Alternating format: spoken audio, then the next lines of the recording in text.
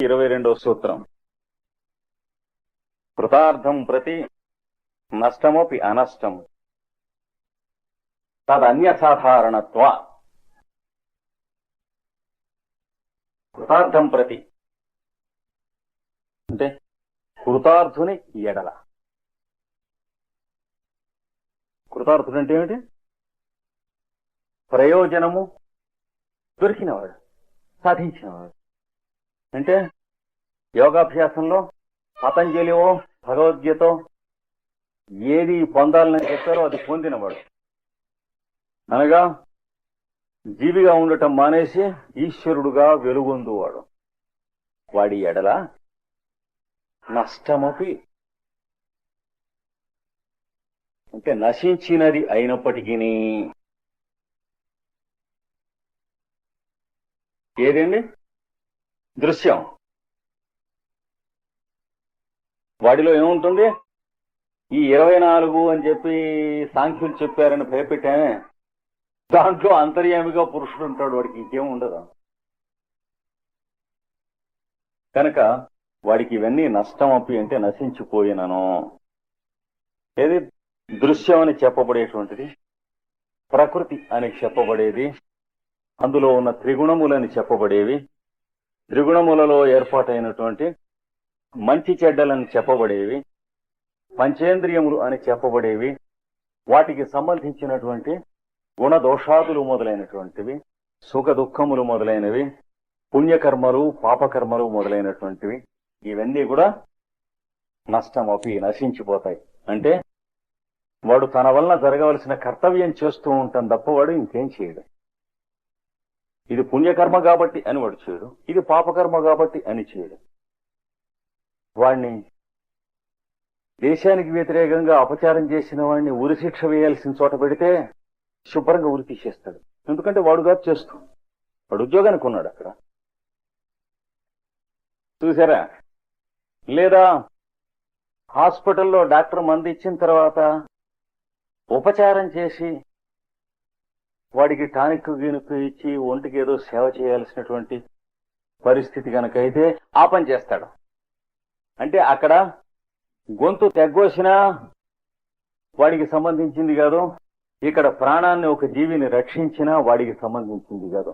అందుకని ఇవన్నీ కూడా నశించిపోయి ఉంటాయి వాడి కర్మలు. సత్కర్మ దుష్కర్మ అనేవి వాడికి ఉండవు.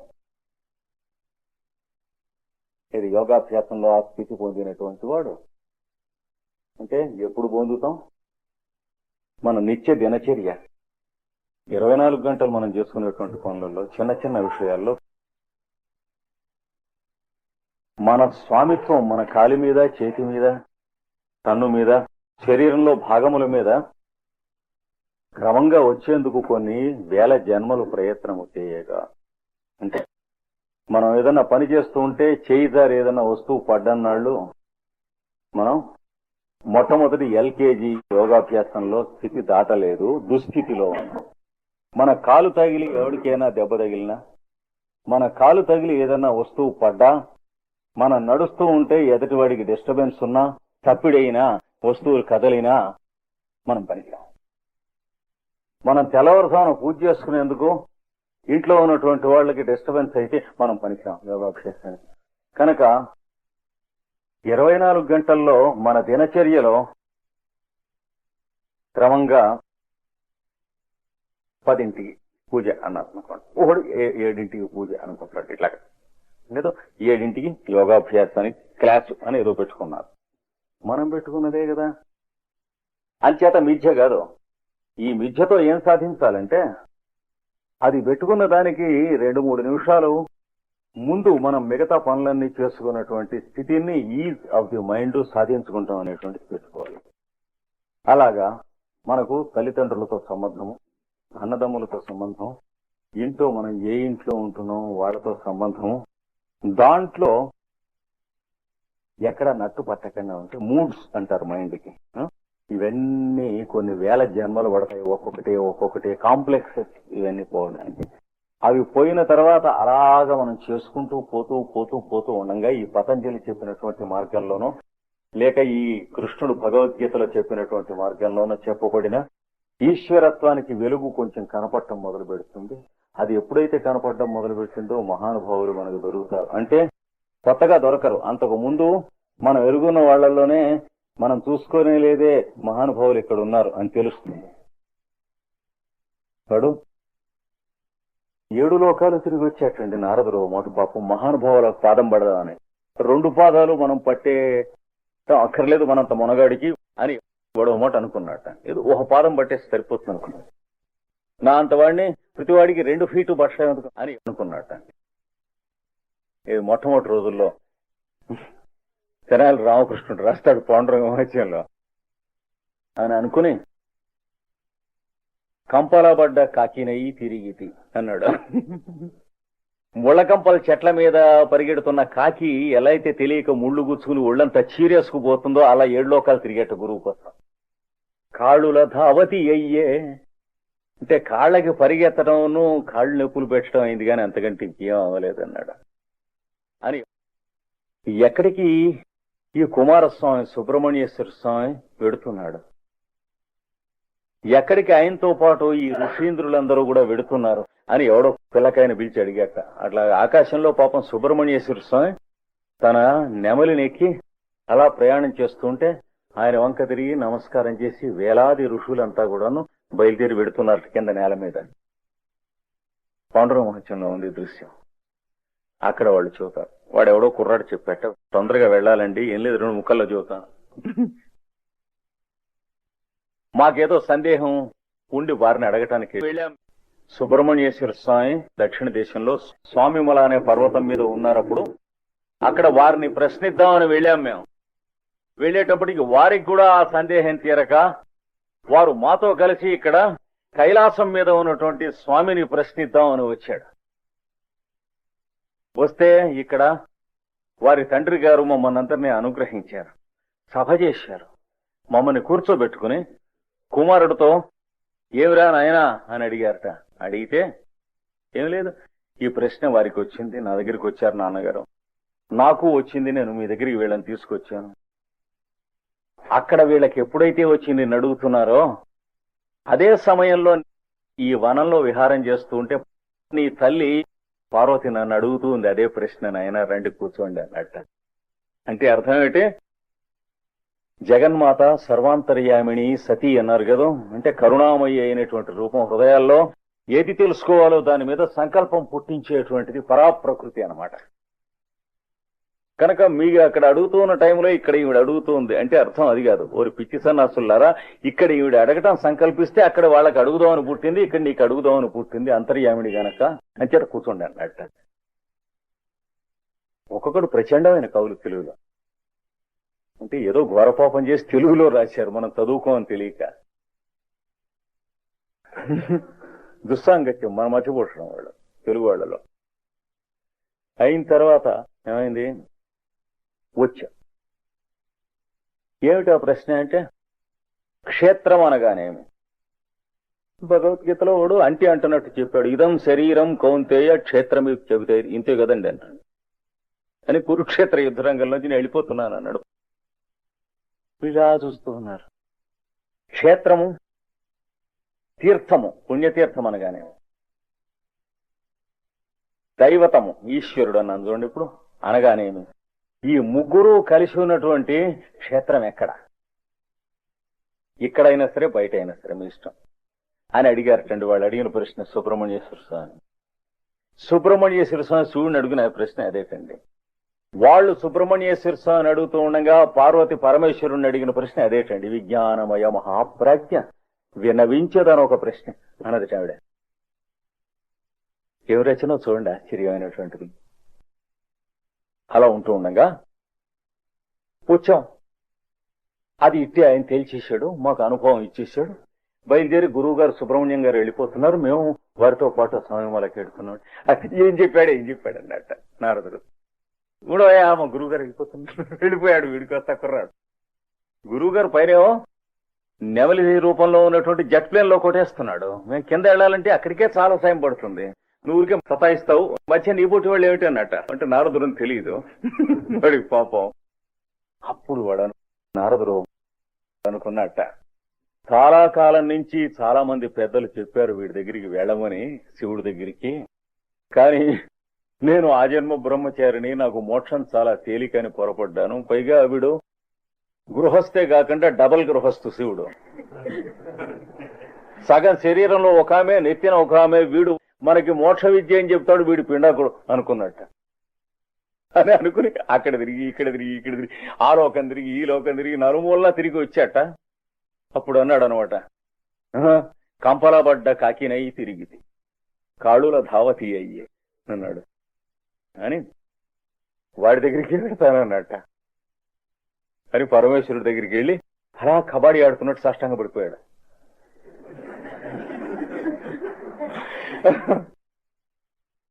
పడిపోతే ఆయన కూడా ఆ కాసేపు ఒక్కడు కూర్చోకూడదు, కోతి వ్యవహారాలు. ఆవిడ్ని ఎడం తోడ మీద కూర్చోబెట్టుకుని దండం పెట్టి లేచాక, ఏమో నారదా ఎక్కడి నుంచి వస్తున్నావు, ఎలా ఉంది మా ఆవిడ అన్నట్ట. వీడిని ఉడికించటం. ఆ జన్మ బ్రహ్మచారి అన్నాడు కదా వీడు. అది కాదు సార్, అది పోనీయండి కానీ అన్నట్ట. ఏమిటని అడిగితే వారేదో సుబ్రహ్మణ్యేశ్వర స్వామి వచ్చారట, వారి శిష్యులు కొన్ని వేల మంది మహర్షులు వచ్చారు నాన్న. వాడు ఏదో చిన్న విషయం అడిగారు, నాకు కూడా అదే ఆ విషయం కూర్చో చెబుతాను అన్నట్ట. అని వెనక పుండరీకుడు అని ఒక ఋషి ఉండేవాడు. వాడు మొదట తల్లిదండ్రులను చిన్నగా చూడలేదు, వెధవలేను. ఏదో తర్వాత జ్ఞానోదయం అయింది. తర్వాత సమయంగా తల్లిదండ్రులు చెప్పినట్టు పెళ్లి చేసుకున్నాడు, వెధవేష లేకుండా. వీడిని నారదుడు నేర్పించడం. వాడు ఏం నారదుడు అడిగాడు, వీడేం శివుడు చెబుతున్నాడు. పిల్లలు పుట్టారు, ప్రబోధ విధేయమతులు. వాళ్ళని జ్ఞానం ప్రబోధమును అంటే ప్రపంచానికి విధేయంగాను ఉండేట్టుగా చక్కగా తయారు చేయటంలో ప్రాయం ఒక ఎంత పొద్దు పడమర తిరిగాను. వయస్సు అనేటువంటి పొద్దు మధ్యాహ్నం నుంచి పడమరకి తిరిగిందాకా సంసారంలో పిల్లలకి భార్యకి తనకు కావలసినవి చేశాడన్నాడు. అయిన తర్వాత వాళ్ళకి కావాల్సినవి ఏర్పాటు చేసి, ఒరే నాయనా నేను ఇంకా చేయాల్సినవి నా వల్ల మీరు ఎక్స్పెక్ట్ చేస్తున్న ఏమన్నా ఉన్నాయా అంటే, నాన్నగారు మేము మీకు సేవ చేసుకుంటాం తప్ప మీరు మాకు చేయడం ఏంటి అని వాళ్ళు దుఃఖపడ్డారట. అప్పుడు అయితే ఫలానా చోట నేను హిమోత్పర్వత ప్రాంతాల్లో చిన్న పాకేసుకుని నాకు ప్రశాంతమైనటువంటి మార్గాన్ని నేను ఎడతానన్నాడు. వాడు వెళ్లి తపస్సు చేశాడు. వాడి దగ్గరికి వచ్చాడు ఎవరు, బాలకృష్ణుడు. వాడు తపస్సు చేశాను, వచ్చి ఇలా నుంచున్నాడు, నేను వచ్చానని దేవతలందరితో చెప్పాడు. వీడు వరం అడగటం అంటే ఎట్లా అడుగుతాడో చూడండి, మీరు వెధవలల్లే ప్రతిరోజు వెధవరాలని అడుగుతూ ఉంటారు, వీడిని చూసి నేర్చుకోండి అని వాళ్ళని తీసుకొచ్చాట. అంటే కళ్ళు తెరిచి చూసి అప్పుడు ఏం కావాలి అని అడిగితే, ఏం కావాలి అనేది ఏమిటి, కావాల్సి ఉంటాం ఏమిటి ఇంతకన్నా, కనుక ఈ రూపంలోనే నువ్వు నడుము చేయి వేసుకుని ఇక్కడ ఇలా స్థిరమై ఒక రూపం ఇచ్చేసే భక్తులు వస్తూ పోతూ ఉంటారు. అది వరమా, ఆయనకి కావలసిన విషయమా? అది పండరీ క్షేత్రం అయింది. అర్థమైందే. వాడు నారదుడు అడిగింది ఏమిటి, నేను చెప్పింది అంటే కొంత బాధపడ్డది కానీ నేను అడిగింది అంటే చెప్తా విను, అది కాదు వస్తున్న పాయింట్ కానీ అట్ట. వాడు ఇలాగ ఏడిపించుకు తినేశాడు శివుడు వాడిని. వాడెవడో ఇద్దరు బ్రాహ్మలు, మంచి నిష్ఠాపరులైనటువంటి భార్యాభర్తలు ఉన్నారు. వాళ్ళ పిల్లలు లేరు. నానా అడ్డమైన వ్రతాలు, వాళ్ళకి వీళ్ళకి పాదాలు పట్టుకుని చాకరీ చేస్తే ఒక వెధవ పుట్టాడు. వాడు చిన్నప్పటి నుంచి ఏదో వేదాలు చదవరా అని చెప్పితే వేస్టిల్యాండ్కి వెళ్ళి అక్కడ వాళ్ళతో వాదిస్తాడు. సంజకి దండం పెట్టరా అని చెబితే వేస్పు వంటి ఒంటి దంద్యము మెరయ్యగా, వాడికి దంజం కొంతమంది ఉందని కొంతమంది లేదని తేలలేదట. అలాంటి ఎండిపోయి మీను మీసం అంటే చేప మూతి మీద ఉంటుంది చూడండి కాడ, అలాంటి నూనె మగిపోయినటువంటి ఫైర్ ప్రూఫ్ దంచం వేసుకుని ఏడుస్తూ ఏదో తిరుగుతున్నాడు.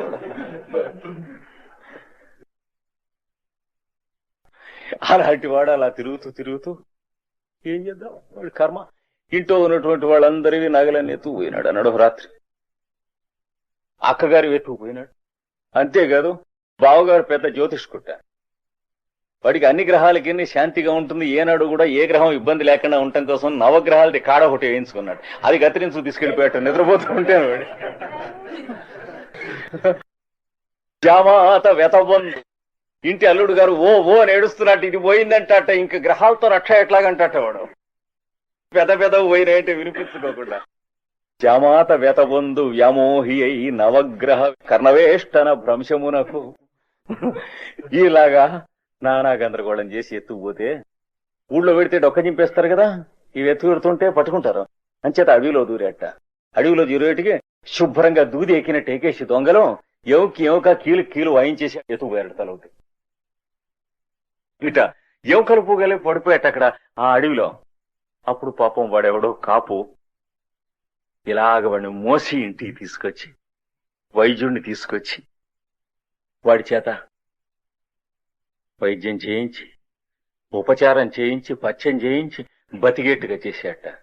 బతికి అన్నం తిని ఏవో ధర్మాలు అవి చెబుతూ ఉంటే గురువుగా తీసుకున్నారట కాపు ఇంట్లో ఉన్న వాళ్ళంతా. వీడిని దొంగ పని తీసుకుంటే వీడి అందరిలోకి చిట్ట చివరి కోడలు ఉన్నదట, వెకిలి ముండట. అది అంటే మంచిది కాదు, పిల్లలు లేరు. వీడేం చేశాడు, అందరూ ఒక తీర్థయాత్రలో ఉండగా దాన్ని తీసుకుని వెళ్ళిపోయినట్టు. ఇది శివుడు నారదుడు చెప్పిన కథలండి, ఎక్కర్లేని కథలు. నిగమ శర్మ కథ అని చెప్పి వాడు నారదుడు అని వింటున్నాడు. ఏం చేస్తాడు, అడిగాక వెళ్ళిపోయిన తర్వాత నిగమ శర్మ ఊళ్ళో పెడితే డొక్క చీరేస్తారు కదా, ఎవడరా మీరు అని పోలీసు పట్టుకోరు.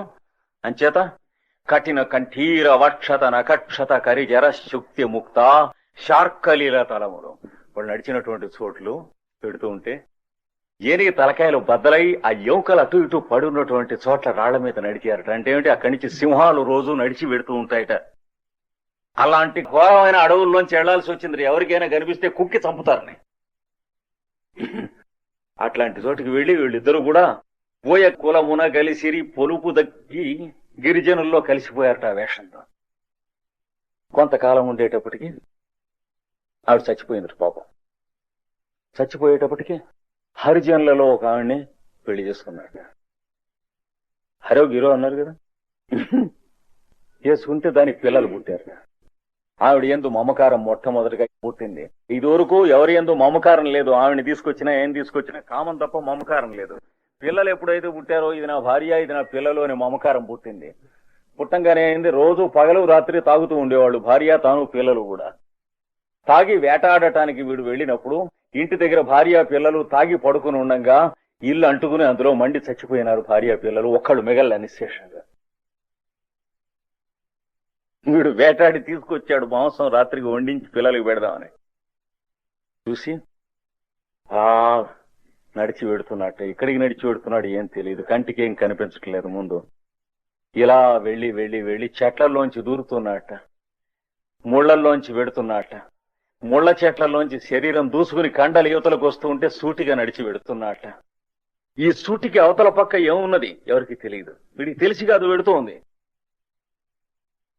చెరువై కడుప చేళిమ కల్గున పూర్వ సంస్కార వశం. వీడి తల్లిదండ్రులు చేసిన పుణ్యఫలాన అక్కడ ఏముందో తెలియకుండా అటుపక్కకే పెడుతున్నట్ట. ఏమున్నది అక్కడ అంటే భక్త బృంద అఘన శకరున్ నృకంఠీరవమూర్తి. భక్తుల యొక్క ఎలాంటి పాపాలైనా సరే గోళ్లతో చీరేసేటువంటి నృసింహమూర్తి అక్కడ ఉన్నట్ట. అక్కడ పొండరి క్షేత్రంలో వాడికి సూటిగా వీడు నడిచి పెడుతున్నట్టు వాడికి తెలియదు అన్నాడు. అక్కడికి వెళ్ళాక ఆ ఆలయానికి ఎదురుకుండా చిన్న నది ప్రవహిస్తూ ఉంటుంది, కాస్త పాయ. అక్కడికి వెళ్ళేటికి అయిపోయింది శక్తి, ఆ నీళ్లలో పడిపోయాడు. ఆ నీళ్లు నెత్తిన కొట్టుకున్నాడు, ఒంటి మీద కొట్టుకున్నాడు. కొట్టుకుని ఒక ఇంత రెపవేయక చూసు చివరికి శరీరం వదిలిపెడుతూ రెప్పేయకుండా ఇలా చూస్తున్నట్ట. తర్వాత గిలగిల అందు కొట్టుకుంటున్నట్ట. అంటే మత్స్యంలాగా కూర్మంలాగా ఆయన దశావతారాల్లాగా కొట్టుకున్నట్టు కాసేపు తెలియకుండా కొట్టుకుని చిట్ట చివరికి పెద్దగా కేకేసి ప్రాణం వదిలేశాట. వదిలేస్తే నారదా పడు శివుడు చూతాడు. ఆ కేకకి ఆ ఎదురుకుండా వాడి మొహం ఇంకా చూస్తూ కేకేశాడు కదా, వేసేటప్పటికి యమదూతలు వాడిని పట్టుకెళ్ళటానికి వచ్చారు, ఈ లిస్ట్ అంతా పట్టుకుని అన్నాడు. ఏది వాడు చేసినవన్నీ. వచ్చేటప్పటికి ఆ దున్నపోతు తలకాయ మార్కు ట్రక్ అక్కడ ఆగింది, వాళ్ళు దిగి వచ్చారు. ఇంకో పక్క నుంచి పంగనామాల మార్కు ట్రక్ ఆగిందిట, వాళ్ళు దిగి వచ్చారట. ఆగండి మీరేమిటి అన్నారట. అదేమిటి సార్ మీరు వచ్చారు ఇక్కడ, చీ చీ చీ చీ అన్నారట వాళ్ళు. అంటే అప్పుడు వాళ్ళు చెప్పారట, ఇక్కడ చూస్తూ ప్రాణం వదిలాడు, మీ ప్రమేయం కాదు, మీరు వెళ్ళిపోండి. పెడుతున్నామని వెళ్ళిపోయారు వాళ్ళు. వాళ్ళకంటే ముందు చక్రం వచ్చి యమదూతల్ని తోలేసిందిట. అప్పుడు వీణ్ణి గరుత్మంతుడి వెనక ఇంకొక భక్తుడు వీపు మీద కూర్చోబెట్టుకుని తీసుకెడుతూ ఉంటే, ఉత్తాల పణిభుర్ గరుత్తాల వృంతాని ఇలా అశాంత కర్మాంబు వయ్యమేను. వీడిట్లా ప్రయాణం చేసి తీసుకెడుతుంటే వెనక గరుత్మంతుడు రెక్కలతో ఇలాగా వీడికి శ్రమ కలిగిందే అని చెప్పి వీచటం మొదలెట్టేట తీసుకెళ్ళాడు. అలా తీసుకెళ్లారు నారదా. పెళ్లి చేసుకున్నటువంటి వాళ్ళకి మోక్షం రాదని ఇలాంటి ఊరికి అనవసరంగా పిచ్చి వ్యవహారాలు పెట్టుకోకు. పెళ్ళేమిటి, నానా అడ్డమైన చెడిపోయినటువంటి వాడికి కూడాను ఎవడికి ఏ విధంగా ఉద్ధరించాలి, ఎవడికి ఏ విధంగా మోక్షం ఇవ్వాలి వాడు భగవంతుడు తప్ప, ఎవడికి ఎన్ని మార్కులు వేయాలి అనేటువంటి వాడు మానవుడు మూడో కొడుకు. వాడు ఎవడు మంచివాడు ఎవడు చెడ్డవాడు చూసే కుక్క బుద్ధి అది మానవుడిది, తెలుసుకో జాగ్రత్త. ఇది పరమార్థం. అంటే నేను అడిగిన కథ అన్నట్ట. అలా 25 కథలు చెప్పిన కథ చెప్పకుండా, వాడు అడిగింది చెప్పకుండా చివరిదాకా తొక్కేసేయండి నారదుడిని. చివరికి సుశీల కథ చెప్పాడు. పాపం భర్తతో అలా కాపురం చేసి, వాడు తుచ్చుడు నీచుడు చండాలుడు అయినప్పటికీ కాపురం చేస్తే, స్వామి పరీక్ష చేసిన నాడు చేసి వాడికి మంచి బుద్ధి పుట్టించాడు. అయిన తర్వాత కొడుకులు పుట్టారు, మనవలు పుట్టారు, మునిమనవలు పుట్టారు. అన్నాళ్ళు కూడా ఆవిడ మాట మీద నడిచింది కొంపంతా. అయినా సంసారం అంటలేదు. అప్పుడు మునిమనవల దాకా పిలిచి కూర్చోబెట్టి, ఒక ముక్క చెబుతాను వినండి అని వాళ్ళకి నిజమైన మోక్ష ధర్మం చెప్పేసి భర్తతో పాటు బయలుదేరి తీర్థయాత్రలకు వెళ్లిపోయింది నారద. మోక్షం అంటే అదే. అంటే పెళ్లి కాకుండా వరుసగా పెడితే పర్మిషన్ రాదా అండి అంటే రాదని ఇంకో కథ చెప్పాడు. అగస్త్య మహర్షి దగ్గర ఇద్దరు అన్నదమ్ములు శిష్యులుగా ఉండి,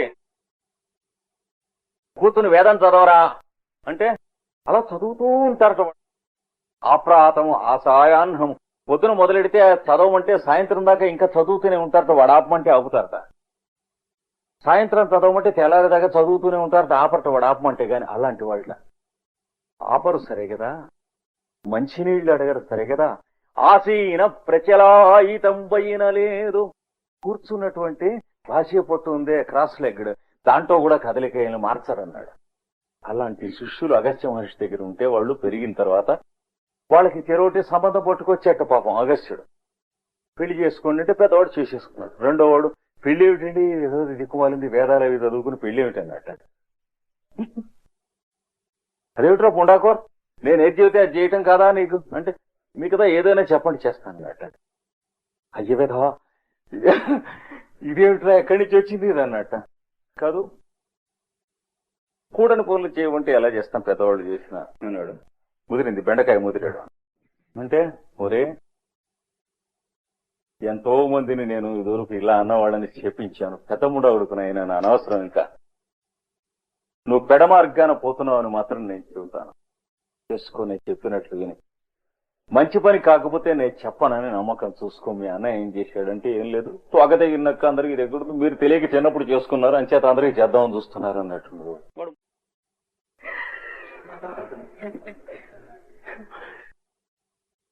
అంటే ఇంకా మాట్లాడు, వెళ్ళిపోను అన్నాడు. నా ఎదురుకుండా వద్దు, నీకు మంచిది కాదు, వెళ్ళిపోను అన్నాడు. వెళ్ళిపోయి హిమాలయాల మీద కూర్చున్నాడు. జై ఈశ్వర పద్మాసనం వేసి తపస్సులో నేలకి గజం ఎత్తు లేచి కూర్చున్నట్టు. కూర్చుని తపస్సు చేస్తూ ఏమిటో ఆశ్రమాలట, కాషాయాలట, తపస్సులట, గడ్డాలట, మీసాలట, పక్కన భార్యలట. ఎందుకు వచ్చిందో ఇది వీడు చేస్తున్న తపస్సు అక్కడికి. స్త్రీలంటే ఏమిటి అని ఒక 4 పద్యాలు. స్త్రీల జుట్టు అంటే ఏమిటి అని 4 పద్యాలు. ఇట్లాంటివన్నీ ఎందుకు అన్నట్ట. అది వాడు చేస్తున్న తపస్సు. అందుకే వాడు నేను చెప్పినట్టు చేయరా అన్నాడు. ఎందుకంటే హిస్టీరియాలో పట్టలేదు తపస్సు అనే పేరుతో. సప్రెస్ డిజైరు అంటే ఫ్రైడ్ శిష్యులు అవ్వాల్సి వస్తుంది. అందుకని వాడు అలా ఘోరమైన తపస్సు చేస్తూ జటిల వ్యాఘ్రంపు అంటే మునికుమారుడు పులిల్లే తపస్సు చేశాట. పులిల్లే చేస్తా తపస్సు గోవల్లే చేయాలి కానీ వాడు ఏడు పెడతారు కానీ పట్టుబట్టి చేశాట. అనఘ్రాత పుష్పము తందమునన్ మేను అనూన నియమ భ్రాష్ట్రాగ్ని తగ్గించుతున్. వాసన చూడనట్టు పుష్పంగా బ్రహ్మచారిగా ఉండి శరీరం అనేటువంటిది నియమములు అనేటువంటి మంగళంలో పెట్టి పేలాల్లాగా వేయించి పారేసేట ఇంద్రియాలను. నియమం అనే భాష్ట్రం అంటే మంగళం అందులో పెట్టి వేయించి అవతల పారేసేట. వాడు యోగాభ్యాసం అనుకున్నట్టు అది ఎంత దిక్కుమనేది. సెల్ఫ్ టార్చర్ యోగాభ్యాసం అని అనుకునేటప్పటికీ అగస్త్యుడు ఇంద్రుడు మాట్లాడుకుంటే ఇంద్రుడిని వెళ్ళి వాడు ఏదో అడ్డమైన మార్గంలో పెడుతున్నాడు కానీ సవ్యంగా పెట్టాడు. ఇంద్రుడు వాడి భార్యను ఒక ముసలైన వేషం వేసుకుని యాత్రలకు బయలుదేరారు వీడి దగ్గరికి. వీడి ఆశ్రమానికి వచ్చారు. వాడు ఎక్కడికి వస్తే అక్కడ తపస్సు క్షవరం కదా ఇంద్రుడు. యాత్రలకు వస్తే పెద్దవాళ్ళు వచ్చారు కదా, ముసలమ్మ వచ్చారు యాత్రలకంటే రండి కూర్చోమని స్నానం చేయమన్నాడు. అవన్నీ భోజనం చేసి కూర్చున్నాక తమరు ఎవరంటే ఈ ఏదోనైనా పెద్దవాళ్లతో శ్రీమంతులైన వాళ్లతో స్నేహంగా ఉన్నాం. గుణరత్నాకరుడు అంటే ఏమిటి విష్ణువు శివుడు వాళ్ళందరితో కలిసి ఉండేవాళ్ళం అని లోపలర్థం. సంపద గాడ వాళ్ళతో ఉన్నాం, ఏదో తిరుగుతూ ఉంటాం ఇట్లాగా. ఈ శరీరం నిత్యం కాదు, ఇట్లా తిరుగుతూ ఉంటాం అంటే ఇది మా వేషం కాదని. అంటే దొంగ వేషం మారు వేషంలో ఉన్నాం అనేది కూడా అబద్ధం ఆడకుండా చెప్పాడు అవతల వాడికి అర్థం కాకుండా. ధ్రువ తపోగామి ఈ మేను ధ్రువముగామి. ఏం తపస్సు చేస్తున్నారో కుర్రాడా, ఈ శరీరం ఏం స్థిరం అంచేత ఇలా తిరుగుతున్నా అన్నట్టు అంటే మారువేషంలో అని చెప్పి 4 రోజులు ఉన్నాక వెళ్ళొస్తానని చెప్పి కూడా ఒక నీరసంగా రోగంగా ఉన్న ఆవుని దాని దూడని తీసుకొచ్చి అది అక్కడ వదిలిపెట్టి వెళ్ళిపోయాడు. కామధేను దాంతో చెప్పాట వీడు రోగం కుదుర్చని. అది వీడు స్నానం చేసి వచ్చేటప్పటికి బురద ఒంట్లో పడ్డాడు.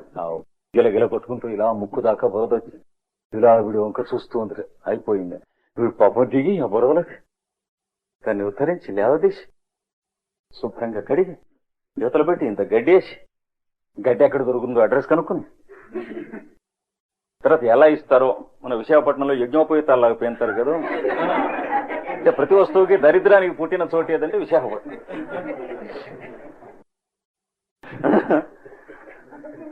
పరమం అపవిత్రమైన యజ్ఞోపవీతంగా చూస్తారు. ఇట్లా ఇది ఎంత అంటే 10 రూపాయలు. అది ఎక్కడ అమ్ముతుందో చూసి లేదా అది మనమే పెంచుకోవాలంటే ఏం చేయాలంటే పొలం కొనుక్కోవాలి. అది కొని ఇలాగ ఆవుని పోషించడం మొదలు పెట్టాడు. వాడి తపస్సుకి వెళ్ళిపోయి అయిపోయింది. తర్వాత ఆవు వలిసి శుభ్రంగా తయారై ఏడాదికి ఒక పెయ్యని పెట్టింది. అవి కూడా పాడి అవటం మొదలెట్టినాయి. వాటికి పాకలు పందిళ్ళు గందరగోళాలు. 10 ఏళ్ళు అయిపోయిన తర్వాత మనం ఎక్కడున్నాం అమ్మునాయన ఇది మన కొంపది అనుకుని దానికి మెడలో ఇంత గుదిబండ కట్టి తన పొరపాటుకి కాలు మెడ కలిపి అంటగట్టి ఆ పక్కన ఇంకొక ముని ఆశ్రమం ఉన్నది. అందులోంచి చింతబరిక పుచ్చుకొని తోలుతున్నట్ట.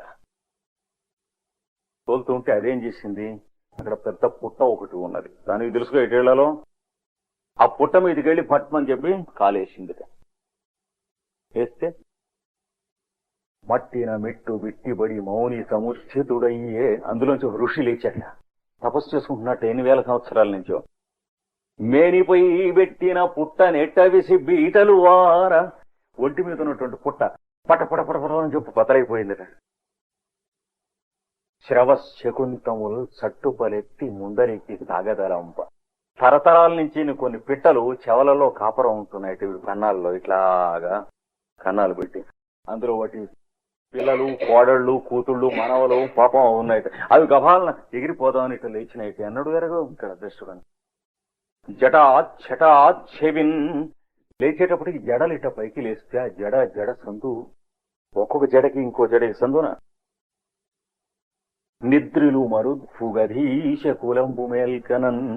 పరమ ప్రశాంతితో వేల సంవత్సరాల నుంచి నిద్రపోతున్నటువంటి నల్లతాసులు బుస్సం అని లేచినాయిటండి.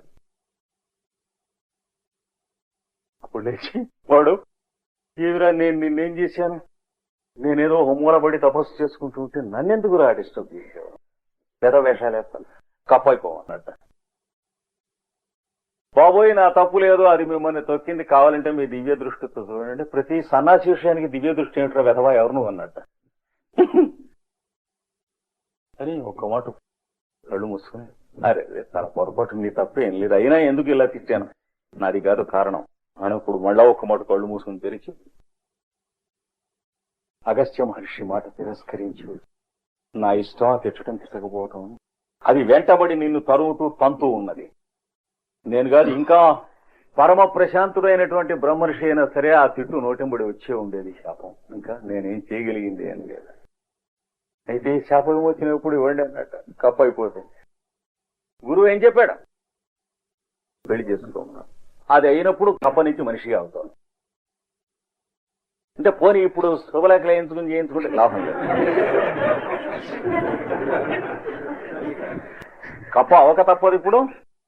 తర్వాత మరొక కప్ప అంటే కప్పిని వివాహం చేసుకోక తప్పదు. వాళ్ళిద్దరికీ ఒక నలుసు కలిగాక అప్పుడు మనిషి శరీరంతో అమ్మ నాన్న పిల్లాడు తయారవుతారు. అంతేనా సార్? అంతే. ఈ లోపల ఎక్కడ ఉండమంటారు?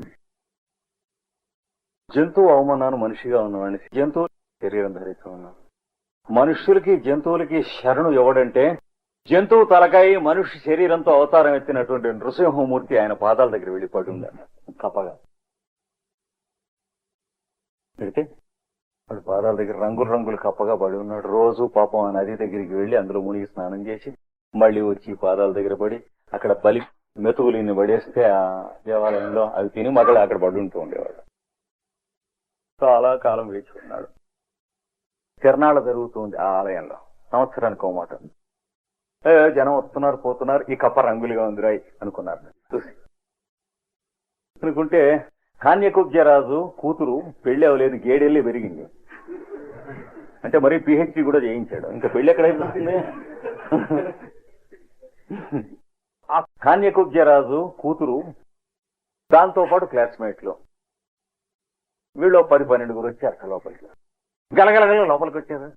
స్వామి దండం పెట్టి అంటే పెట్టు, బొట్టెట్టుకో ఏదో కూడా చేస్తున్నారు, పెడుతున్నారు. అది ఇక్కడ రంగులుగా ఉంది, ఏడు కప్పేవు అన్నారు.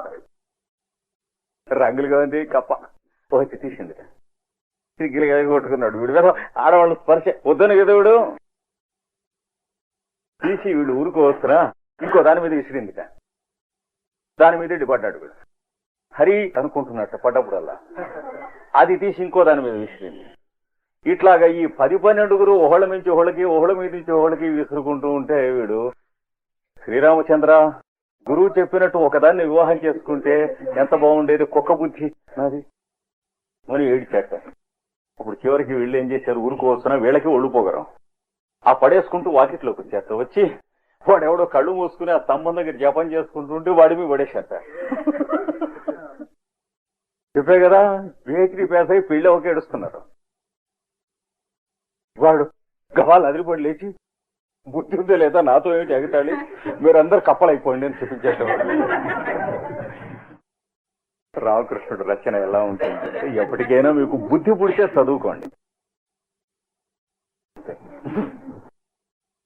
మానవా ఓ శాప విమోచన ఇప్పుడు మీరందరూ వాడిని పెళ్ళాడండి అన్నట్టు అని ఒక్కొక్కటిగా ఒక్కొక్క చిరుకప్ప వరసన పుట్టిన తర్వాతనే మీకును అదిగో ఆ సన్నాసి విధవకి శాప విమోచనం అన్నట్ట. సరే ఆ గుళ్ళోనే వెనక పక్క వీడు కాపురాలు పెట్టారు. వాడు రామకృష్ణుడు రాస్తాడు అక్కడ, ఏ కర్మ పట్టిందిరా గురువు మాట వింటే ఎంత బాగుండేది మనకి అని రోజు ఏడిచేవాట. వీడు వాళ్ళకి కావాల్సినవి అక్కడ ఇక్కడ బట్టరావాలి కదా తినటానికి, ఆ మెతుకులు నానా గడ్డిని.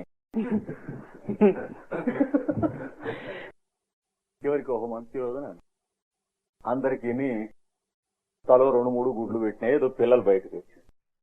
గవాల కలకలకలాడుతూ తల్లి తండ్రి పిల్లలు మనుష్య రూపంలో చేప విమోచనం చక్క కలకలాడుతుంది పెద్ద సంసారం.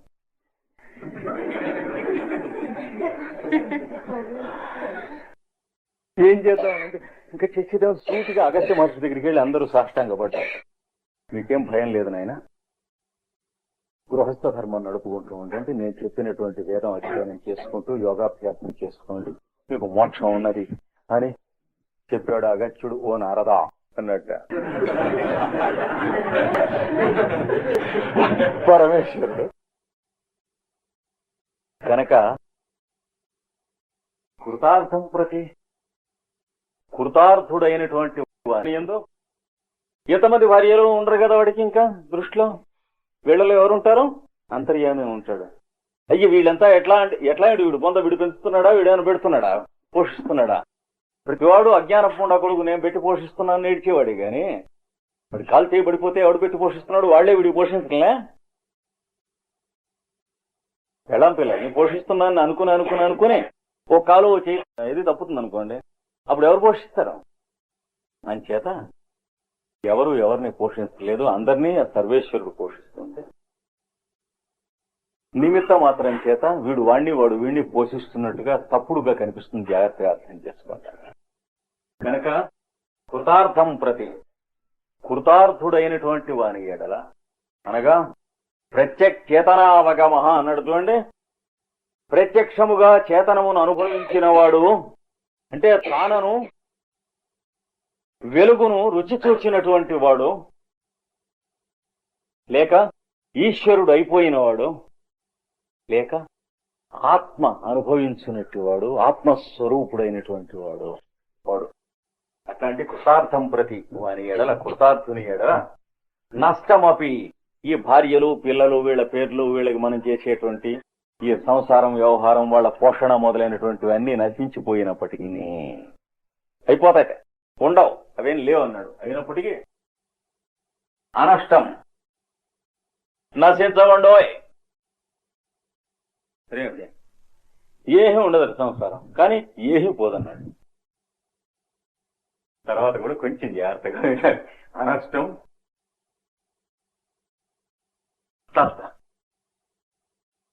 తత్ అంటే అది అని చెప్పి మనం అజ్ఞానంతో పిలిచే వస్తువు అంటే భార్య పిల్లలు, వస్తువు, సంపద, ఇల్లు, వాకిలి, డబ్బు, అదే అనమాట. కానీ అది అని చెప్పేటువంటి దాంట్లో ఏమున్నది? దృశ్యం ఉన్నదని ఫూల్ అనుకుంటున్నాడు, అంతర్యామిగా ద్రష్ట ఉన్నాడు అనేటువంటిది యోగి ఆత్మజ్ఞాని తెలుసుకుంటున్నాడు. కనుక తత్ అనేది నష్టం కాదు. అంటే భార్య ఉంటుందా ఉండదా? భార్య కూడా ఉంటుంది. ఏం చేత? అన్య సాధారణత్వ ఇతరులతో సమానత్వము చెందుట వలన. అంటే ఏమిటో చూద్దాం.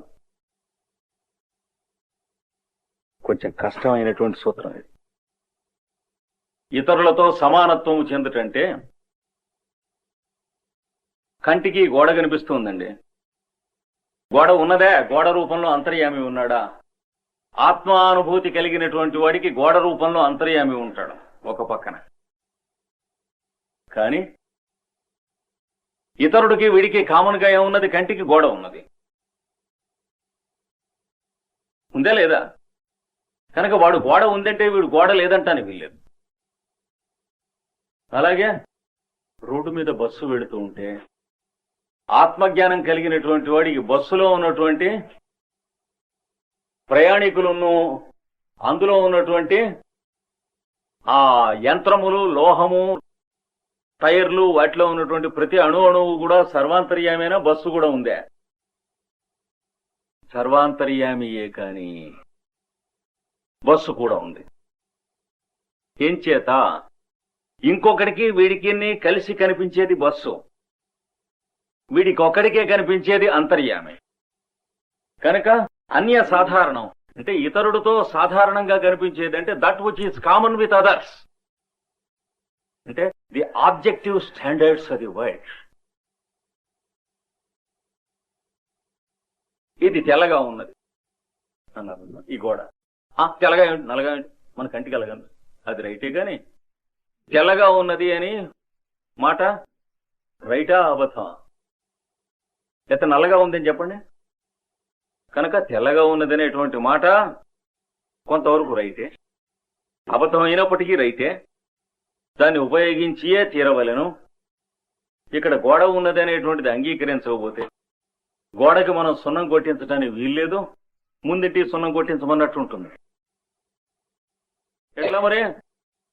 అక్కడ ఆ పరబ్రహ్మకి పరబ్రహ్మ కొట్టించండి అంటే ఎలా తెలుస్తుంది? విస్తట్లో అన్నం వడ్డించండి అనే బదులు బ్రహ్మలో బ్రహ్మ వడ్డించండి అంటే, అందుకని వాడికి ఇవేవీ లేవు గాని ఉన్నాయి. ఏం చేత ఉన్నాయి?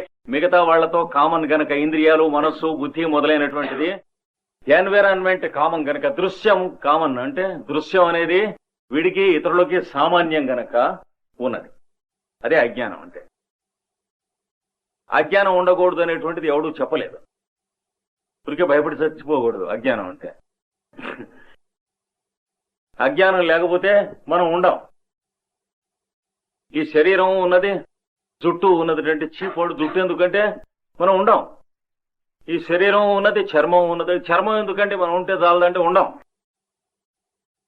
అలాగా ఈ అజ్ఞానం అని చెప్పేటువంటిది సమస్తం కూడా అన్య సాధారణత్వాత్, ఇతరులతో సాధారణత్వము చెందుట వలన. అంటే శరీరధారులైనటువంటి వాళ్ళకి మనస్సు, ఇంద్రియములు కలిగి ఉన్నటువంటి వాళ్ళందరితో నీకు కామన్ గా కనిపించేది, వినిపించేది, అనిపించేది, వాసన తెలిసేటువంటిది, తర్కము మొదలైనటువంటి కామన్ గా కొంత ఉన్నాయి నాయన.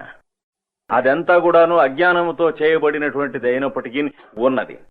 కానీ దానిలో ఉన్న అంతర్యామిని చూసేటువంటి వాడికి లేదు. వాడికి నష్టమపి అనష్టం. వాడికి నశించింది గాని నీ శరీరం, వాడి శరీరం ఉండదు కదా ఆత్మ జ్ఞానం కలిగిన వాడికి. కానీ నాకు శరీరం ఏమున్నదని పక్కవాడు డొక్కలో పొడిస్తే సినిమాలో వాడు మళ్ళీ డొక్కలో పొడుస్తాడు. శరీరం లేదనుకున్నా ఇలా డొక్కలోంచి సోలొస్తుంది, పచ్చడి బండ పెట్టి పొడిచినట్టు ఉంటుంది. ఏమిటంటే ఏమీ లేదు, పరబ్రహ్మం అనాలి. అందుకని సృష్టిలో ఉన్నటువంటి ఫ్యాక్ట్స్ అన్నిటినీ కూడా కాగ్నిషన్ లోకి తీసుకుని అప్పుడు నీ థియరీ ప్రొసీడ్ అయ్యేటట్లుగా చేయగాని ఒక మెటీరియలిస్ట్ ముండగొడుగులాగో ఉట్టి వేదాంతిలాగో వెళ్ళబోకు, దెబ్బతింటావు అన్నాడు. అటు రెండింటిలో ఏ కన్ను పొడుచుకున్నా నీకు కాకి చూపు అయిపోతుంది, ఎందుకు పనికిరావు అన్నాడు. అది వాడు చెప్పింది. బస్సు కనిపిస్తోంది అంటే బస్సుని అంగీకరించకపోతే అది పరబ్రహ్మం అంటే దాని కిందికి వెళ్ళిపోతే నువ్వు పరబ్రహ్మంలో పరబ్రహ్మం గారు కలిసిపోయే. జనవర్ణాదులు లేవుట. అయినప్పటికీ వారి భార్య గారు బొట్టు గిట్టు చెరుపుకోవాల్సి వస్తుందా లేదా? అందుకని అబ్బాయి, పరము అవరము అంటే ఏంటి? ఆబ్జెక్టివ్ గా దృశ్యము కనిపించేది అవరం, ద్రష్ట పరము. ఈ రెండును ఎక్కడి నుంచి చూస్తే రెండు కళ్ళతోనూ కనిపిస్తూ ఉంటాయో ఫోకస్ గా, అక్కడ నుంచునేటువంటి స్థితి మేము చెబుతున్నాం. ఇక్కడ తస్మిన్ దృష్టే పరావరే, పరావర దృష్టి నీకు కలిగినప్పుడు భిద్యతే హృదయ గ్రంథి, హృదయంలో ఉన్నటువంటి అహంకారం అనేటువంటి ముడి ఉన్నదే అజ్ఞానము లేక అవిద్య అనేది, అది విప్పుకుంటుంది. ఛిద్యంతే సర్వ సంశయా, సంశయాల రూపంలో నీలో ఉన్నటువంటివన్నీ కూడా సమాధానాలుగా నీకు ప్రత్యక్షం అవుతాయి. క్షీయంతే చ అస్య కర్మ అని, మనవి అని అనుకుంటున్నటువంటి కర్మలన్నీ కూడాను మనవి కావని తెలుస్తాయనే క్షీణించిపోతాయట. తస్మిన్ దృష్టే పరావరే, పరము అవరము రెండు చూసినప్పుడు, పరం చూచి అనష్టం అని అనుకున్నా ఇరుక్కుపోతాం. అవరం చూచి ఇది బస్సు, మరి ఇది కారు, ఇది గోడ, ఇది రిక్షా, ఇది భార్య, వీడు కొడుకు, ఇలా బతికినా గానీ ఏడుస్తూ బతకాల్సి వస్తుంది. వాడు తిరస్కరించిన రోజున ఈనాడు అష్ట కష్టాలు పడిపడి చదువు చెప్పిస్తే బాబోయి నన్ను ఇలా అన్నాడు కొడుకని ఏడవటాన్ని చివరికి చూసావా. కనుక అలా అయినా ఏడుపే దక్కుడు, ఇలా అయినా ఏడుపే దక్కుడు. యజుర్వేదంలో చెప్పారు, అంధం తమ ప్రవిశంతి ఏ సంభూతి ముపాసతే. దీన్ని సంభూతి అంటారా? అంటే సృష్టి, నామము, రూపము, ఆకారము, రంగు, రుచి, వాసన, చుట్టరికము, సంబంధము మొదలైనటువంటి వాటితో కూడింది సంభూతి లేక సంసారము. దాన్ని మాత్రమే ఉపాసించేవాళ్ళు అంధతమస్సులోకి వెళుతున్నారు. భూయేవ అంధంతమ ప్రవిశంతి ఏ అసంభూతిముపాసతే. దీన్ని వదిలిపెట్టి అసంభూతిని అంటే తదతీతంగా ఉన్నటువంటి అంతర్యామిని ఒక్కదాన్ని ఎవరైతే ఉపాసిస్తారో వారు అంతకంటే కరుడు కట్టిన ముదురు చీకట్లోకి వెళుతున్నారు. యజుర్వేదం ఇది, ఎవళ్ళు మాట్లాడటానికి వీల్లేదు. తతో భూయేవ అంటే దానికంటే ఎక్కువైనటువంటి ముదురు చీకట్లోకి వెళుతున్నారు అన్నాడు. ఏది? భౌతిక ప్రపంచాన్ని వదిలిపెట్టి అందులో ఉన్న అంతర్యామిని కొట్టుకుంటున్నటువంటి వాళ్ళు. కనుక ఇది అది కలిసి అంతర్యామి అవుతుంది గాని ఇది బహిర్యామి అయితే అది అంతర్యామి అవదు. అది అరటికట్టుగాడే. సృష్టిలో లేకుండా అవతల ఉన్నటువంటి వాడు సర్వాంతర్యామి ఎట్లా అవుతాడు? సర్వ అంటే ఇందులో ఉన్నవాడు కూడా కలిసి. అయితే ఉరికేవాడు సర్వయ్య అని పేరు పెట్టుకుంటే సరిపోతుందా? అవును కదా. వాడు ఎవరో పాపం కొత్తగా ట్రాన్స్ఫర్ అయ్యి ఐఏఎస్ ఆఫీసర్ గారు మాట్లాడి కొంచెం అదే చాదస్తులు పూర్వకాలు కూడా సర్వే జనా సుఖినో భవంతు అన్నట్టు. అంటే పక్కనిచ్చి వీళ్ళ బిఏ గారు చెప్పాట రెవెన్యూ జనా సుఖినో భవంతు అని కూడా అనండి. అదేమిట్రా అంటే ఆ మీటింగ్ సర్వే డిపార్ట్మెంట్ వాళ్ళు అరేంజ్ చేసింది. అంచేత వీడు వాళ్ళని ఆశీర్వదిస్తున్నాడు అనుకున్నాడు. మరి అలాంటి సర్వాంతర్యామే కదా వీడి పిచ్చి సర్వాంతర్యామే. పక్క నుంచి చెప్పాట సార్ మన రెవెన్యూ జనా సుఖినో భవంతు అని కూడా అనండి సార్. మీరు అన్నట్టు సర్వే జన అంటే అందరూ వస్తారంటే సర్వే డిపార్ట్మెంట్ కాదు సార్. అలాగా నాకు తెలియదు అన్నాడు. అలాగా అంటే సర్వే జన అంటే సర్వే డిపార్ట్మెంట్ అనుకుంటే ఎంత అర్థం, వీడి అంతర్యామి గాడికి అంతే అర్థం. అందుకని ఇది అది కలిసి కృతార్థం ప్రతి నష్టమపి. కృతార్థుడు అయిన వాని ఎడల ఈ సమస్తము నష్టమయ్యి ఉండి కూడా నష్టము కాలేదు సుమా. తత్ అన్యసాధారణత్వాత్ ఇంకొకడికి వీడికి సమానంగా కనిపిస్తూ వినిపిస్తూ వాసన రుచి మొదలైనటువంటి ఆకలి ఇవన్నీ ఉంటూ ఉండటం వల్ల నశించదు గీ పెట్టుకున్నా ఏం లాభం లేదు. అంటే నువ్వు అందులో ఇరుక్కోకూడదు కానీ అది ఎక్కడికి పోతుంది అన్నాడు. సృష్టిలో ఉన్న దుకాణం బంకెత్తేయమంటే నువ్వెట్లా అన్నాడు. ప్రతివేధవ కోసం నువ్వు కూడా సృష్టి ఎంత దృశ్యం తన నశ్యం అంటే ఎట్లాగా నువ్వు నశ్యం కోట దగ్గరికి వెళ్ళాను దృశ్యం తన నశ్యం అని అర్థం మారుతుంది కనుక చిటికెడు ఇస్తారు. కనిపించేదంతా నశ్యం అని చెప్పి ఒక పట్టు పట్టేస్తాం. కానీ ప్రతివాడికి మోక్షం రావాలంటే ఇదంతా నశించాలంటే ఎక్కడి నుంచి నశిస్తుంది? ఎంతమంది కోసం నశిస్తుంది? ఎన్ని మాటలు నశిస్తుంది? అందుకని అది ఎక్కడికి పోతున్నాయి నీకు పోతుంది అంతర్యామి స్థితి వచ్చినప్పుడు. కానీ నీకు ఇంకోడికి కలిసి వాడు ఈ గోడే అని అన్నప్పుడు అనాలా అక్కర్లేదా? గోడ ఎక్కడుందిరా దివాన్ అంటే వీడి పిచ్చాసుపత్రులు వేస్తారు తీసుకెళ్ళి. అందుకని కృతార్థం ప్రతి నష్టమపి. కృతార్థుని ఏడల నష్టమైనప్పటికీ అనష్టం తతో అది అందులో ఉన్నటువంటి అంతర్యామి రూపంలో నష్టము కాలేదు సుమా. అన్య సాధారణత్వాత్ ఇతరులతో సాధారణత్వము వహించి ఉండటం వలన అంటే commonness of existence and perception with others. కొంచెం డీప్ గా ఉన్నటువంటి వాక్యం మళ్ళా చూసుకుందాం. ఒక చిన్న వినపం. సాధన పాదం అనేటువంటి 2వ విభాగంలో నిన్న 21, 22 సూత్రాలు కొంచెం వివరించుకున్నాం. అంతకంటే వివరించబడటం వివరణము స్వీకరించటం ఏ విధంగానూ సాధ్యం కాదు. ఇన్ని లక్షల సంవత్సరాల నుంచి కోట్ల సంవత్సరాల నుంచి వివరిస్తూనే ఉన్నారు, వివరింపించుకుంటూనే ఉన్నారు శిష్యులు. కానీ జీవుడు ఈశ్వరుడు అవటం అనేటువంటిది వివరించడం మీద వివరింపించుకుంటం మీద ఆధారపడి ఎన్నడూ ఉండదు. అయినప్పటికీ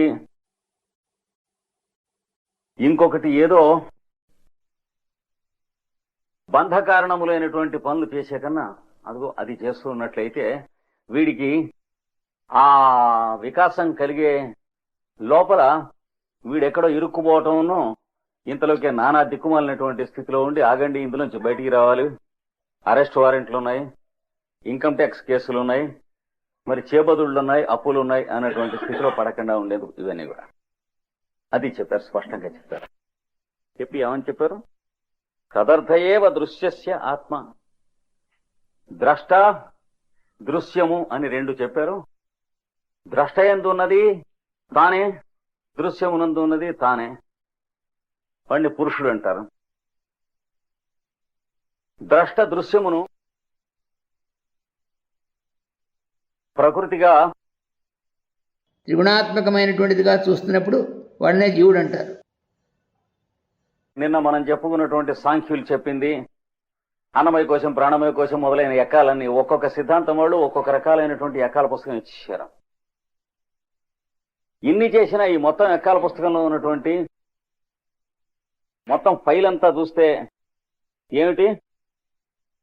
వీడి చేత పంచేంద్రియముల సహాయం ద్వారా మనస్సుతో చూడబడునట్టి తాను, అది చెప్పాడు. అలాంటిది దృశ్యస్యాత్మ ఎందుకోసం అదంతా ఉన్నది? అందులోనూ తానే ఉండి ఇందులోనూ తానే ఉండి ఎందుకు ఉన్నది అని అంటే,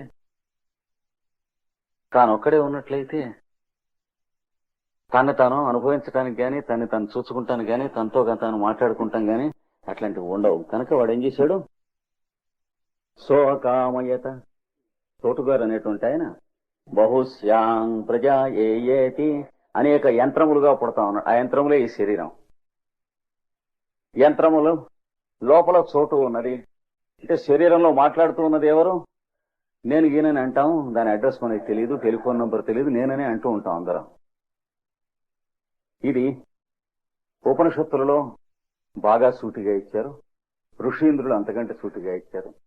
సయ ఏషో అంతర్హృదయ ఆకాశ. ఈ హృదయాంతరాళంలో ఉన్నటువంటి చోటుగారు ఎవరైతే ఉన్నారో వాడే వీడు ఈ శరీరంగాను, ఇంద్రియాలుగాను, మనస్సుగాను, బుద్ధిగాను దిగొచ్చాడు. ఎందుకంటే అలాంటి ఒక యంత్రం అల్లుకుని అందులో చోటుగా తను ఉండి చూస్తూ ఉన్నప్పుడు ఇక్కడ ఇంకొక యంత్రం ఉండి వీడికి ట్రాన్సాక్షన్స్, వీడికి ట్రాన్సాక్షన్స్, ఇట్లాగా తమాషా అయినటువంటివన్నీ ఏర్పాటు అవుతూ ఉంటాయి. ఇందుకోసం దీనివల్ల ఏమి ఉపయోగం? వాడు ఏమి ఉద్దేశించాడో అదే ఉపయోగం.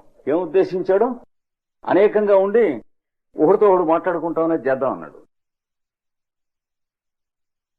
కనుక ఒకడే చోటుగా ఉన్నట్లయితే ఒకరితో ఒకడు మాట్లాడుకుంటూ ఉండదు, అనేకత్వం రావాలి. అది దాని ప్రయోజనము. తదర్థ ఏవా, అదే ప్రయోజనం. ఈ లోపల వ్యాక్యూమ్ అంటే ఖాళీ ఉట్టి చోటు అనుకోండి, జీవితం ఏడిచినట్టు ఉంటుంది. అంచేత ఈ లోపల వీడు అల్లుకునేటువంటి కథలు, కాకరకాయలు, వీడు చేసుకునేటువంటి పెళ్లిళ్లు, వీడు చేసుకునేటువంటి అప్పులు, ఆస్తులు, వ్యవహారాలు, ఈ కథల కోసం ఉన్నాం.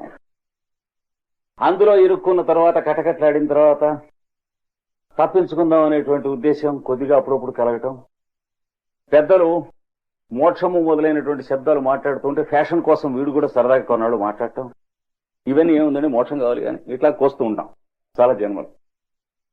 కానీ నిజంగా మనకు మోక్షం కావాల్సినటువంటి స్థితి రాలేదు, కోస్తూ ఉంటాం. కానీ పెద్దలు అంటున్నారు కానీ మనం అంటున్నాం, 10 మంది అంటున్నాం, మనం అంటాం. ఎందుకంటే నిజంగా మనకు మోక్షం వచ్చేటువంటి స్థితి వచ్చిందంటే టైము, మోక్షం రావటమే ఉంటుంది కానీ టైం రావటం వేరే ఉండదు. అంటే ఇనుము అయస్కాంతం అయ్యేటువంటి టైం వచ్చింది అనేవాడు ఫూలు. అట్లా ఉండదు, ఇనుము అయస్కాంతం అవుతుంది. ప్రాసెస్ జరిగితే ఏమవుతుంది? ఇనుము అయస్కాంతం అవుతుంది తప్ప ఇనుము అయస్కాంతం అయ్యేటువంటి టైం వచ్చిందంటే పొలిటికల్ ఫెలో, వాడి చుట్టూ తిప్పుకునేందుకు చెప్పే దొంగ కబుర్లు అనమాట. ఇక్కడ అలాగా దీంట్లో అంతవరకు ఈ నవరస భరితమైనటువంటి జీవితం నడుస్తూ ఉంటే అందులో ఇరుక్కబోతూ ఉంటాం సంసారంలో. అందులో కొంచెం ఓ రోజున ఏడుస్తూ ఉంటాం, ఓ రోజు నవ్వుతూ ఉంటాం. అంటే ఇవన్నీ మంచివేనండి. మంచి చెడ్డ ఎవరు నిర్ణయిస్తున్నారు? నువ్వు. కాబట్టి పుండాకూర వేషాలు ఏకు, ఉన్నదేదో యాక్సెప్ట్ చేయమన్నాడు ఋషులు చెప్పింది. మరి అజ్ఞానం మంచిది కాదు కదండి. మంచో చెడో అక్కడ ఉన్నది, అందులో నువ్వు పడి చస్తున్నావు. ఊరికే కంగారు పడకు. మనం పుట్టింది అనాది అవిద్యలో, దాన్ని తిడితే పుట్టగతులు ఉండవు. మళ్ళీ గతులు లేకుండా పుడతాం, కుక్కో పందెం అలాగా. అంటే ఈ మాత్రం కూడా ఏదో పెద్దలు మోక్షం ఉంటున్నారట, అదేమిటి ఇదేమిటి అంటానికి కూడా అవకాశం లేనటువంటి దిక్కుమల్ల పిగ్గో, గిన్ని పిగ్గో అట్లాంటిది ఏదో పుడతాం. అందుకని అజ్ఞానం పోవాలి, జ్ఞానం రావాలి, ఇవన్నీ ఫ్యాషన్ కబుర్లు. అంటే ఎవడో వాగుతూ ఉంటాడు, అది రైట్ కాదు, వాడిని చూసి మనం వాగుతూ ఉంటాం. ఏమిటండి అజ్ఞానం పోగుతూ ఎందుకండి, ఎన్నాళ్ళండి ఈ జీవితం? ఉపనిషత్తులు చదవాలి, పెద్దల వల్ల వేదం చదవాలి, శాస్త్రాలు చదవాలి, పతంజలి నేర్చుకోవాలి. పతంజలి నేర్చుకునేందుకు రాయలేదన్నాడు. ఏమన్నాడు? అత యోగానుశాసనం, నేను చెప్పింది మీరు చేయటం కోసం చెప్పాను, చేతనైతే చేయండి, లేకపోతే నెత్తిని తుండు కొట్టేసి చక్కా పోండి, నేర్చుకునేందుకు ఏం లేదన్నాడు ఇందులో. అనుశాసనం అంటే ఇన్స్ట్రక్షన్. ఎవరన్నా చెప్పినట్టు చేసి దాని రిజల్ట్స్ పొందడం కోసం యోగం అభ్యాసానికి తప్ప యోగం నేర్చుకునేందుకు ఏంటి? వేదాంతం కాదు ఇది నేర్చుకునేందుకు. ఎందుకంటే ఎన్ని సంవత్సరాలైనా చిలక పలుకులలో అలా చెబుతూ ఉండొచ్చు, జీవాత్మ, వాడి మేనల్లుడు పరమాత్మ, ఇట్లా ఇవన్నీ ఏవి లాభం లేదు. చివరికి వెళ్ళిపోయేటప్పుడు ఇంత వేదాంతం చెప్పినా అంటదు, ఇంకా 2-3 రోజుల్లోనూ వెళ్ళిపోతావటని డాక్టర్ చెబితే చాలా దిగులు పడిపోతాడు. పరీక్షిత్ అంతవాడు అమో అన్నాడు, ఇంకా మిగతా వాళ్ళు ఎక్కడుంటారు, దిక్కేం ముఖ్యం. అందుకని వేదాంతాలు ఇవన్నీ ఫ్యాషన్ కబుర్లు ఉట్టిది అన్నాడు. అందుకని ఆ స్థితి రావటానికి తదర్థ ఏవ దృశ్యస్య ఆత్మ, దృశ్యము యొక్క ఆత్మ అయినటువంటి ఈ 24 ప్రకృతుల యొక్క స్వరూపమైన ప్రకృతి ఎవరి కోసం? 25వ వాడైనటువంటి పురుషుడు అని చెప్పారు చూడండి సాంఖ్యులు. అంతర్యామి లేక సయ ఏషో అంతర్హృదయ ఆకాశ అంటే ఆకాశ పురుషుడుగా ఉంటాడు అన్నాడు. వాడు హిరణ్మయ వెలుగుతూ ఉంటాడు అన్నాడు. పైగా సయశ్చాయం పురుషే యశ్చాసావాదిత్యే, అక్కడ సూర్యుడు లోపల ఉన్నది ఆ చోటే, ఇక్కడ నా లోపల ఉన్నది ఆ చోటే, ఇక్కడ మాట్లాడుతుంది వాడే, ఇక్కడ చూస్తుంది వాడే, అక్కడ చూడబడుతుంది వాడే, ఆ చోటు అనేటువంటి ఆయన ఇన్ని రూపాలుగా ధరించాడని మంత్రాలు. అంటే ఆ మంత్రాలు పెట్టి కొట్టగా మనకు మోక్షం రాదు. యథోపనులు చేయకుండా ఉంటాం, అది కొడుతూ ఉండి ఈ లోపల మన మీదికి అనుగ్రహం అనే ఒక టైం వస్తుంది. దానికి ఆ టైం వచ్చేటప్పుడు ఇనుము అయస్కాంతం అవుతుంది. ఇది కొట్టినందువల్ల ఇనుము అయస్కాంతం ఎన్నడూ అవదు. ఎందుకంటే 25 30 ఏళ్ళు కొట్టి ఒక్కప్పుడు అవలేదు అని అలో లక్షణాన్ని ఏడవలసి వస్తుంది. దీనికి దానికి యద్విధమైన సంబంధం లేదు. అయితే ఎందుకండి చేయటం అంటే ఇంకోటి చేస్తే చెడతాడు కనుక. అంతే. రోజు నిత్యం స్నానం చేసినందువల్ల పెద్ద ఉపయోగం ఏం లేదంటే, అయితే ఎందుకు చేయటం అంటే కుళ్ళి చస్తాడు కనుక చేయకపోతే. ఇవన్నీ అంతే. నిత్యం స్నానం చేస్తే ఏమిటి ఉపకారం అంటే ఎవరిని ఉద్ధరించినట్టు? ఆ లోపల ఉన్న పరబ్రహ్మము భాషలోన చచ్చిన భాషించడు. అంత పిచ్చిముడా కొడుకు కాదు వాడు. రోజు స్నానం చేసేవాడికి భాషించడానికి వాడు మారువాడు. ప్రతినయ పైసా చాలా జాగ్రత్తగా ఆకట్టుకునేటువంటి బిజినెస్ మ్యాన్ తెల్లవారుసం స్నానం చేసి వాడు ఎడతాడు. వాడికి పరమాత్మ ప్రత్యక్షం అవుతాడు. వాడు ఫూలా. వాడు ఎందుకు చేస్తున్నాడు అనేటువంటిది దేని మీదికి మనస్సు ప్రసరించింది? వాడి వ్యాపారము, అందులో ఉన్నటువంటి డబ్బులు, వాడి వ్యాపారంలో ఉన్నటువంటి దుకాణం, అక్కడ పనిచేస్తున్నటువంటి మనుషులు, వ్యాపారానికి వచ్చినటువంటి బేరగాండ్లు, వీళ్ళందరిలోనూ అదే ఆకాశ పురుషుడు ఒకడు కనిపించినటువంటి రోజున వాడు వ్యాపారస్తుడు బేరగాడైనా ఈయన అయస్కాంతం అవుతుంది, అంటే మోక్షం వస్తుంది. వాడు ఉద్యోగస్తుడైనా వాడికి వస్తుంది. వాడు ఏం చేసినా వస్తుంది. ఒక్కొక్క చోట ఏడిపించడానికి ఆ అంతర్యామి పురుషుడు ఏం చేస్తాడంటే, వీడు దారులు కాసి వెధవ పనులన్నీ చేసినా కూడా టప్పు వచ్చేస్తుంది ఒక్కోడు. అదేంటండి వాడికి ఏ లెక్క ప్రకారం వచ్చిందంటే, ఎవరిని అడుగుతావు అని అడుగుతాడు. ఒక్కొక్కప్పుడు ఈ నిగమ శర్మ కథ, అజామిల్టు కథ, ఇలాంటి ఆ కథలు వాడు చెప్పకపోతే ఏమన్నాడు ఆయన. ఎందుకంటే దేశంలో ఇమ్మొరాలిటీ ఎక్కువ అవుతుంది. ఇంతటి అపచారాలు చేసిన వాడికి కూడా మోక్షం వచ్చింది అంటే ఇంకేముందండి అన్నాడు. అంటే నీకెందుకు ఏడవటం, నీలో ఈర్ష్య ఉందని రుజువు అవుతుంది తప్ప లోకం ఏం చెడిపోదు ఆ కథలు చెబితే. అంటే మనకు అబ్జెక్షన్ కానీ, మనకు అబ్జెక్షన్ ఎందుకని simply we are human fools, human logic మంది. వాడికి దారులు కాసిన వాడికి, తలకాయలు పడగొట్టిన వాడికి మోక్షం ఇస్తామని చెప్పి దేవుడు అంటూ ఉంటే మనకెందుకు కడుపుమంట, మనకు ఆలస్యం అవుతుంది దానివల్ల. ఇలాంటి ప్రాక్టికల్ జోక్స్ కూడా వేస్తూ ఉంటాడు వాడు. అదేంటంటే నిన్నటిదాకా వాడు ఇలా తలకాయలు పగలగొట్టాడు. అంత తేలిగ్గా ధరింపబడ్డం ఏమిటి అంటే ఏ రూల్ ప్రకారం అని. కానీ ఈ అడిగేవాడికి తెలీదు పరమాత్మ వీటన్నిటికీ అతీతుడు అని. తప్పు చేసిన వాడిని శిక్షించాల్సిందే అన్నది మనం ఎరిగిన కోడ్. వాడిని కూడా క్షమించి ఉద్ధరించాల్సినది పరమాత్మ అనే అసలైన సుప్రీంకోర్టులోని కోర్టు. ఆయన దృష్టిలో మంచివాడు చెడ్డవాడు అని ఉండరుగా మనకున్నట్టుగా. ఎదుటివారిలో తప్పులు చూసే కుక్క బుద్ధి మానవుడిది. దుర్జనుల్లోని దుర్జనత్వాన్ని హరించి వాడిని సజ్జనుడిగా ఉద్ధరించడం పరమాత్మ తత్వం.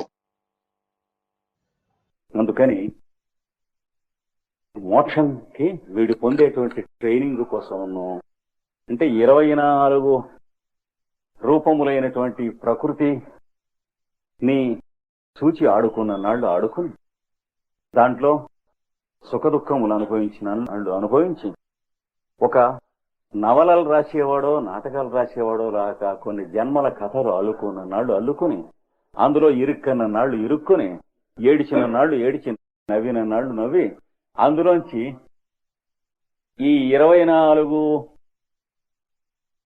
విభాగములైనటువంటి ప్రకృతిలో కూడా తానే ఆత్మ అంటే అంతర్యామి ఉన్నాడు, ఈ చోటే ఉన్నది, ఈ చోట్లోనే దృశ్యంగా కనిపిస్తూ ఉన్నది అని తెలియటానికి తెలిసే లోపల ఇదంతా ఈ తమాషా కాలక్షేపం కోసం అంటే తప్పు కాదా? ఏమీ కాదు అన్నాడు. తప్పు ఏడు తప్పు చెప్పు అన్నాడు. అదేంటంటే వీళ్ళంతా ఏడవట్లే.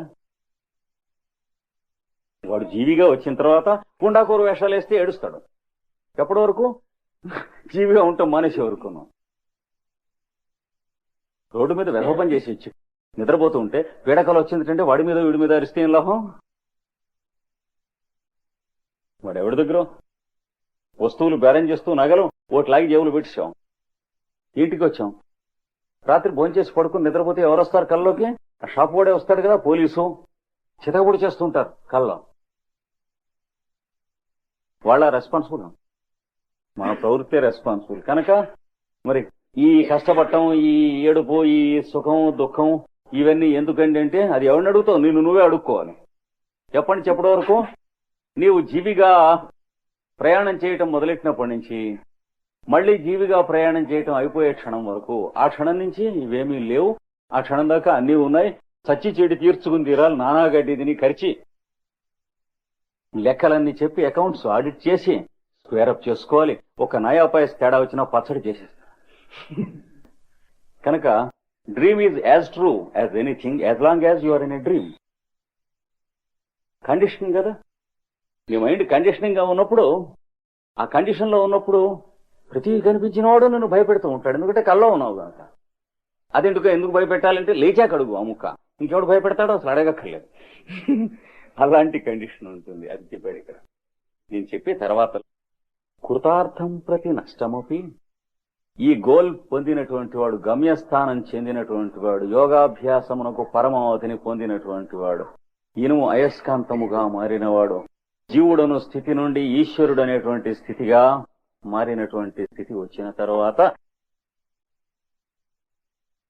కృతార్థం ప్రతి నష్టమపి, ఇవెంత పోతుంది.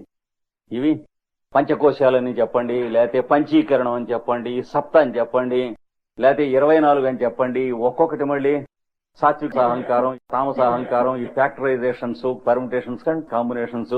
మీకు ఓపిక నన్ను చేయండి. అబద్ధాలైన ఎన్ని చేస్తే అన్ని వస్తాయి. దానికి ఏముంది? అలాగే కర్మ 3 రకాలు అన్నాడు. ఆగామి, సంచితం, ప్రారంభం. అది కాక ప్రాలుబ్ధం అని ఇంకోటి కనిపెట్టి మనం ఎన్ని చేస్తే అన్ని వస్తాయి. ఎందుకంటే మనమే కదా చేసేది. ఇంత అయితే ఇవన్నీ అక్కడ ఉన్నాయా అంటే లేవు నాయనా అంటాడు. ఎందుకు ఇవన్నీ అంటే నేను చెప్పానా చేసుకోమని. ఇది దాని పద్ధతి. సివివి గారిని కొందరు శిష్యులు, అంటే దురద ఉండేటువంటి శిష్యులు అని ఉంటారు ప్రతి గురువుకి. వాళ్ళు ఏం చేశారు? ఏమంటే ప్రేయర్ చేసుకుంటున్నాం బాగానే, మధ్యలో ఏదో పిల్లలు గలవాళ్ళం కదా, ఏదైనా జ్వరం వస్తే ఏం చేయాలి? మంత్రం కావాలా అంటే ప్యూర్ అడ్జస్ట్మెంట్స్, నమస్కారం మాస్టర్ చెప్పు, ప్యూర్ పోయేది. తలనొప్పి వస్తే అంటే హెడ్ క్వార్టర్స్ అడ్జస్ట్మెంట్స్, నమస్కారం మాస్టర్స్కి వెళ్ళిపోయేది. తేలు కుడితే అంటే స్కార్పియన్ రెక్టిఫికేషన్ అడ్జస్ట్మెంట్ వెళ్ళిపోయేది అంటూ ఉండగానే. పాము కరిస్తే అంటే సర్పెంటైన్ స్పైరల్ అడ్జస్ట్మెంట్స్. ఇలా అడిగితే ఇస్తూ ఉంటే 1000 2000 అయినాయి. చస్తున్నాడు వాడు. రోజు చేసుకోవాలి ఆయన ఇచ్చింది.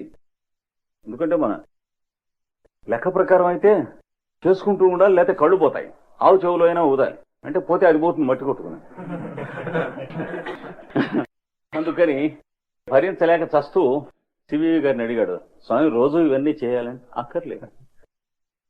అదేంటి సార్ మరి ఇన్నాళ్ళ నుంచి నువ్వు అడుగుతున్నావు కదా, నేను ఇస్తున్నా, ఇంకా అడిగితే ఇంకా ఇచ్చేవాడిని అన్నాడు. ఎందుకంటే నీకు తీవులు కుట్టినా, పాము గరిచినా, జ్వరం వచ్చినా నమస్కారం మాస్టర్ సివివి అనేటువంటి మంత్రం ఉంది కదరా దొంగగాడిదా, ఇంకోటి అడిగా ఉంటే వ్యభిచార బుద్ధి అని అర్థం, ఏం అడిగితే అని ఇస్తా అన్నాడు. వాటినే కోర్సెస్ అంటారు. అంటే వీళ్ళు కొంత కోర్స్ నేచర్ ఉండాలి, అంటే రఫ్ నేచర్. మనకి బాపట్ల, తెనాలి, ఒంగోలు, పల్నాడు అటు పెడితే ఇప్పటికి కూడా కోర్సెస్ వేసి రుద్దుతూ ఉన్నటువంటి వాళ్ళు చాలా మంది ఉంటారు. రామకోటయ్య గారిని అడగండి చెబుతారు. ఆ కోర్సెస్ ని ఇచ్చి నడిపించేటువంటి ధురంధరులు అయినటువంటి పెద్దవాళ్లలో రామకోటయ్య గారు, వియ్యంకులు, పొన్నయ్య గారు ఇప్పటికి కూడా అలా బ్యాచ్ ఆఫ్టర్ బ్యాచ్ కోర్స్ చేసుకుంటారు. వాళ్ళు దాంతో చేస్తూ ఉంటారు. సివివి గారు చెప్పాడు, నాకు నమస్కారం అనేటువంటి మంత్రం మీద నమ్మకం లేనటువంటి వాళ్ళకి కోర్సులు ఎన్ని కావాలంటే అన్ని ఇస్తాను, దానికి ఏమిటని. ఇవి కూడా అంతే, ఇవన్నీ కూడా. అందుకని కృతార్థం ప్రతి నష్టమోపి, కృతార్థుడైన వాని యందు ఇదంతా కూడా నష్టమైపోయినా కూడా అనష్టం, పోలేదు పోలేదు పోలేదు, జాగ్రత్త అన్నాడు. అంటే ఏముందండి, మీరు పరబ్రహ్మమే కదా, మీలో దృశ్యం ఏముంది, పిచ్చి వేషాలు ఎక్కువ. ఎవరితో మాట్లాడుతున్నావు? ఈశ్వర్ సుబ్రహ్మణ్యం గారితో. అందుకని పుండాకూర వేషాలు ఎక్కువ. ఈశ్వర్ సుబ్రహ్మణ్యం గారిని ఒప్పుకుంటున్నావు, మీలో పరమాత్మ ఉన్నాడు కానీ ప్రకృతి ఏముంది అంటున్నావు. అందుకని సర్వం కల్వి ఇదం బ్రహ్మ, అంటే ఈ సమస్తం పరబ్రహ్మమే కదా, అది నిజంగా నువ్వు నమ్మినడితే ఈ సమస్తం అనేటువంటి రోగం, మెంటల్ డిజీజ్ నీకెందుకు? చిన్న క్వశ్చన్ ఇది. అంతా సర్వాంతర్యామి పరబ్రహ్మము అనేటువంటి స్థితి నీకు వస్తే ఈ సమస్తం అని చెప్పి పుర్ర చేపెట్టి కలిపెట్టేందుకు ప్రతిరోజును అంటే రాలేదు. స్పష్టంగా మొహాన స్టాంపు కొట్టినట్టు కనిపిస్తూ ఉంటుంది, రాలేదు రాలేదు రాలేదు. బ్రహ్మసత్యం జగన్మిథ్య, బ్రహ్మసత్యం జగన్మిథ్య, రాత్రి పొగలు వాయించేస్తుంటాం. అంటే రెండింటినీ అంగీకరిస్తున్నాం, ఇంకా బాగుపడి చచ్చేది ఉంది. బ్రహ్మసత్యం అనేది ఎంత రైటో, జగన్మిథ్య అనేది కూడా అంత రైటేట. అంటే సైకిల్కి ఒక చక్రం ఎంత రైటో రెండో చక్రం అంతే రైట్, అంతేగాని రెండు చక్రాలు కలిస్తే ఒక సైకిల్ వస్తుంది అనేటువంటి కామన్ సెన్స్ పోయింది. అందుకని నష్టమోపి అనష్టం, పోయింది అంటే అనుగ్రహం కలిగిన వాళ్ళకు పోతుంది, కానీ పోలేదు, పోదు పోదు పోదు. ఏం చేత పోదు? తదన్యసాధారణత్వాత్, వాడికన్నా అన్యులు ఉన్నారే ఆ స్థితి పొందనని వాళ్ళు, వాడితో వీడికి సాధారణమైనటువంటి శబ్దస్పర్శ రూపరస గంధాదుల యొక్క ప్రవృత్తి ఉందా లేదా?